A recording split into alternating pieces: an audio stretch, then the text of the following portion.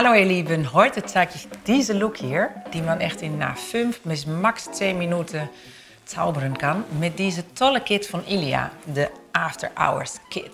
In diese Set sind 3 tolle Produkte enthalten, nämlich ein Multistick, den neue Mascara, de Fullest Volumizing Mascara, de Multistick in Ladybird en ein Liquid Powder Eye Tint in Fresco.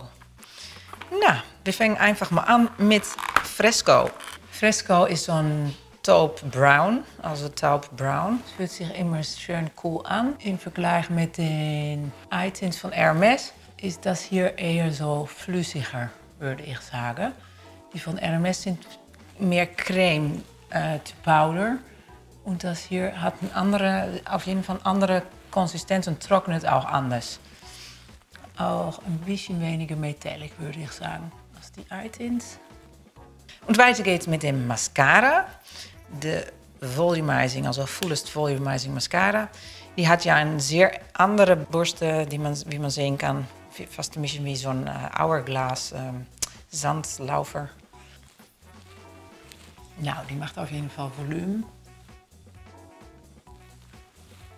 Ich würde sagen, im Vergleich mit den anderen Mascara ist es mehr Produkt halt. Ne? Ich meine, die andere hat ja auch so einen Kamm an der einen Seite, da kann man es sehr gut mit verteilen und trennen. Und hier ist einfach mehr Produkt mit enthalten. Ich bin ja auch sehr dankbar und glücklich mit meinen Wimpern. Die sind eigentlich super easy. Ich kann eigentlich fast alles drauf schmieren, sieht immer gut aus.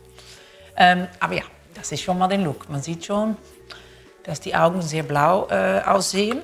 Mit diesem Taupe Brown. Und ich habe jetzt gar keinen Pinsel, man könnte natürlich noch ausblenden. Für einen sanfter Verlauf. Aber weiter geht's mit den Multistick in Ladybird.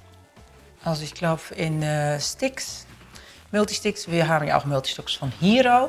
Grootste Unterschied daarin ist der Konsistenz. Hero hat een Cream to Powder Finish. Also die fühlt man kaum mehr. Und die hier ist cremiger, also fettiger. Also nicht zu fettig, aber man hat einfach mehr Glänz, würde ich sagen. Und das ist einfach Präferenz. Es ist nicht zu kleben, es ist nicht, dass die Haare kleben bleiben, aber einfach andere Konsistenz. Und die machen wir dann natürlich auch auf die Lippen. Und so hat man schon einen Look. Also wie viele Minuten waren es? Nou, nicht viel. Und super fresh, ready to go. 3 Produkte. Man kann da auch noch mit spielen. Man könnte ja auch den Multistick auf den Augen machen. Oder jetzt nur noch ein kleines bisschen, das mag ich immer gerne. Das machen wir noch schnell. Nur hier in die Ecke sieht man. Ja, das war der Look. Ilia, den tolle Kit. 3 Produkte, After Hours. Fertig.